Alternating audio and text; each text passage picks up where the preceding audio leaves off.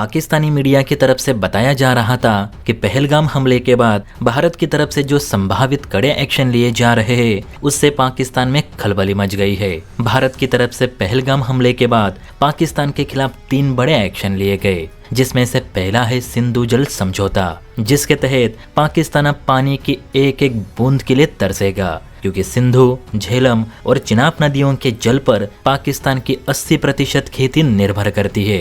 इन नदियों पर बने कई डैम और हाइड्रो प्रोजेक्ट से पाकिस्तान बिजली भी पैदा करता है। ऐसे में पानी रोकने का भारत का ये कदम पाकिस्तान में पानी और बिजली दोनों की भारी किल्लत पैदा करेगा, जिससे पाकिस्तान की अर्थव्यवस्था और आम जनजीवन दोनों प्रभावित होंगे, क्योंकि सिंधु जल समझौते के तहत जो 6 नदियां हैं यानी चिनाब, सतलज, रावी, सिंधु, झेलम और ब्यास, ये सब नदियां भारत से होकर ही पाकिस्तान जाती है। इन नदियों का सिर्फ 20% पानी ही भारत को मिलता है, जबकि 80% पानी पाकिस्तान जाता है, जिससे कि पाकिस्तान 36 लाख एकड़ जमीन पर खेती करता है। अब चूंकि ये समझौता पूरी तरह से रद्द कर दिया गया तो पाकिस्तान की खेती बुरी तरह से प्रभावित होगी। दूसरा बड़ा फैसला अटारी बॉर्डर पोस्ट को बंद करने का है। भले ही भारत पाक के बीच औपचारिक रूप से व्यापार पहले ही बंद था, लेकिन छोटे मोटे व्यापारियों के स्तर पर कुछ चीजों का लेन देन चलता रहता था।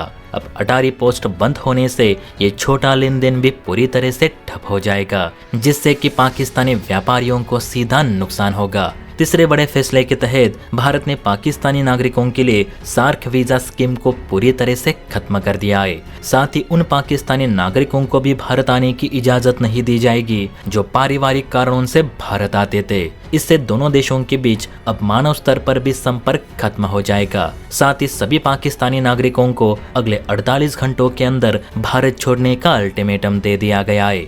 अब भारत के इन्हीं एक्शन को देख कल को पाकिस्तान ने मिसाइल टेस्ट करने का ऐलान किया था।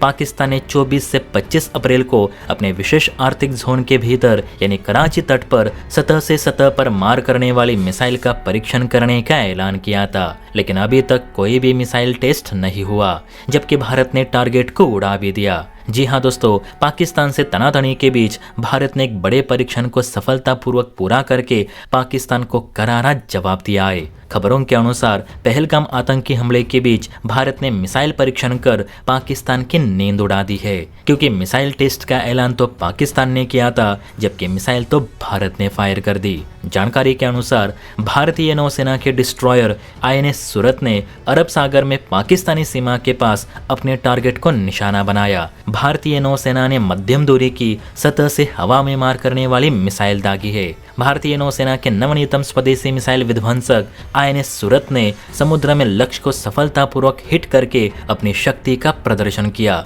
ये मिसाइल टेस्ट ऐसे समय पर किया गया है जब भारतीय सेना की ओर से कुछ missile launchers ready to fire mode में रखे गए हैं, यानी भारत कुछ तो बड़ी तैयारी जरूर कर रहा है। जय हिंद।